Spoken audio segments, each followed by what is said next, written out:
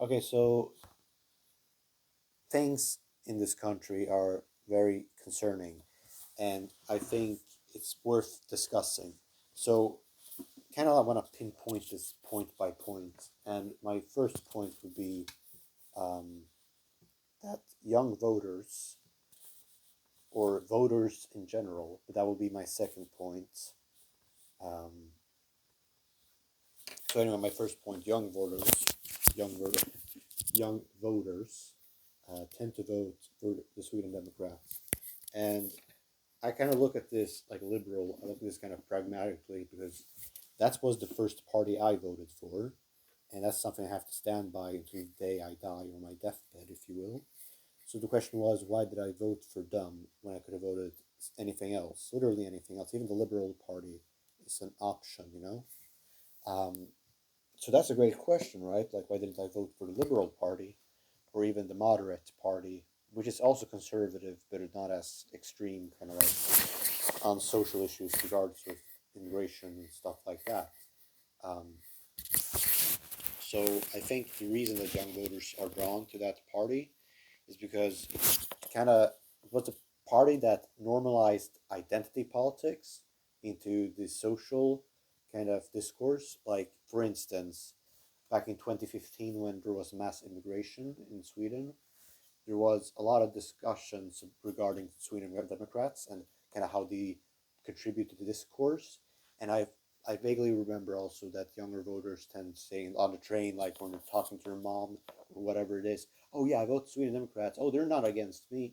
They're just against the illegal ones. It's like that was kind of back when they were really, really racist. Like 2015, this wasn't even that long ago, but they were very racist back then. Like if you like had the name Muhammad or something, you went to a store, they would literally curse at you like they're political members or whatever. But you know, things has changed since then, and that was a while ago. That was like 9 years ago. So now they've obviously changed and improved and matured. But I think this party is very attractive to young voters because it did highlight identity politics, which is a very bold thing to do, admittedly. And that's kind of what made the Christian Democrats also get pulled into that mess because now Ebba is the reason that Jimmy is in the regering, and so she welcomed him in, and now they're kind of together, tied in together like shoelace, and so you can twist and turn that as you will, but that is just a fact that they're kind of intertwined now, the Christian Democrats, and I mean you hear it by the name, like in Germany. Um, so that's kind of the first point I want to get across with this video. My second point is voters in general in Sweden, when they vote with one party. It's kind of like their whole identity. Now, I don't want to use the word identity kind of carelessly because that's not really what I mean. But what I mean is, it's very small percentage that like change their votes like drastically. Like if you told someone who votes, for instance, any party, like the Liberal Party, you tell them, hey, you should vote the Moderate Party. They tend to not do that, tend to get stuck on whatever party they have now. This is a very recent phenomenon, and this is a very recent news. My source would be what the hell was it called again? The Zimmerman Show, which is a podcast, Swedish, on Swedish politics. So that's kind of like what data indicates that people just kind of stick with what they know, or are familiar with, or comfortable with, if you will. And an argument against that might be that, well, isn't this good? Because, like, if you look at America, we have Republicans, Democrats. You guys have a lot of parties, so shouldn't people just, vote for one party? On one hand, sure, like maybe it's good that people know what they want to vote for, but I would say to that my counter argument to that would be that as people are more closed minded or kind of conservative about what they vote for, whether it's left or right or in the middle, as they become more conservative about it, the more less discourse is warranted and will change people's mind, and then it kind of feels meaningless to engage in a discourse with these individuals if they're already very hell bent on what they're going to vote for or what party they're voting for. So that would be my argument against that argument. Um, Needless to say, this is a lose-lose situation, I think, for Sweden. Um, and this leads to my third point, which is that Sweden is the loser. Whether you're on the left or on the right, I think at the end of the day, we are the losers because even if you're born in Sweden like me, and let's face it, some neo Nazis would consider me like not Swedish, like whatever that means. And I mean, in America, I guess you would define Swedish differently or immigrant differently than compared to Sweden. So yeah, there's different definitions, yada yada. Of course, yeah, yeah. All those nerdy glasses on, I got it. But that's not really what I'm getting at here. My third point is really about that Sweden is a loser because it doesn't know, it's becoming more and more like America every day. And it's not like America yet, fully, thankfully.